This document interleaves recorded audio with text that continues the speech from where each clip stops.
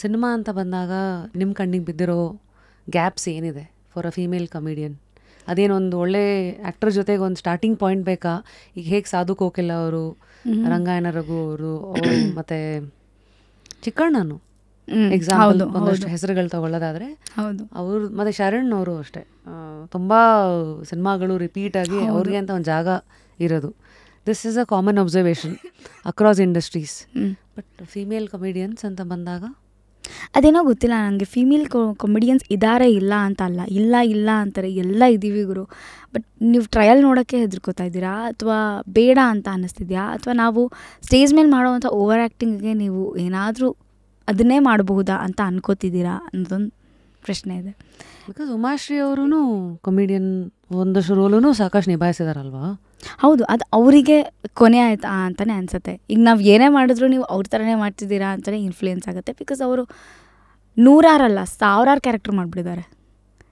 ನಾವು ಇನ್ಫ್ಲೂಯೆನ್ಸ್ ಆಗಿಲ್ಲ, but still ನಮ್ಮ ಕಡೆ ಅಂತ ಬಂದಾಗ ಗೊತ್ತಿಲ್ಲ. ಮೇ ಬಿ ಸಮ್ಟೈಮ್ಸ್ ನನಗೆ ಗೊತ್ತಿರೋ ಪ್ರಕಾರ, ನನಗೊಂದು ಪ್ರಾಜೆಕ್ಟ್ ಬಂದಿರೋ ಪ್ರಕಾರ ಮೇ ಬಿ ಅವರು ದೊಡ್ಡ ಆ್ಯಕ್ಟ್ರು ಮೇಡಮ್. ಆಮೇಲೆ ಒಂದು ಸಿನಿಮಾ ಬಂದಿತ್ತು, ಯಾವುದು ಅಂತ ಬೇಡ, ಒಂದು ಸಿನಿಮಾ ಬಂದಿತ್ತು. I was very happy. ಅಷ್ಟು ದೊಡ್ಡ ಆ್ಯಕ್ಟ್ರ್ ಜೊತೆ ನಾನು ಆ್ಯಕ್ಟ್ ಮಾಡ್ತಿದ್ದೀನ, ಅವ್ರ ಸಿನಿಮಾದಲ್ಲಿ ನಾನಿದ್ದೀನಿ, ವಾವ್ ಸಾಕು, ಹಿಂಗೆ ಸುಮ್ಮನೆ ಬಂದೋದ್ರೆ ಸಾಕು ಅವರು ಫುಲ್ ಫೇಮಸ್ ಆಗಿಬಿಡ್ತೀನಿ ಅಂತೆಲ್ಲ ಖುಷಿ ಇದೆ ಆಯಿತಾ.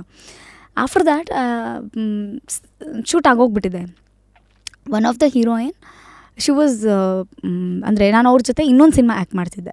ಅವ್ರು ಆ ಸಿನಿಮಾ ಹೇಗೆ ನಡೀತಿದೆ, ಮುಗೀತಾ ಇಲ್ವಾ ಅಂತೆಲ್ಲ ಕೇಳಿದಾಗ ಶಿ ಸೆಡ್ ಮುಗೀತು, ಎಲ್ಲ ಕಂಪ್ಲೀಟ್ ಆಯಿತು, ಆಲ್ಮೋಸ್ಟ್ ನಾಳದ್ದೇನೋ ಕುಂಬಳಕಾಯಿ ಇದೆ ಅನ್ಸುತ್ತೆ. I you serious? I said I am serious, ನಮ್ಮ ಸಿನಿಮಾ ಗೊತ್ತಿರಲ್ವಾ, ಕಂಪ್ಲೀಟ್ ಆಯಿತು.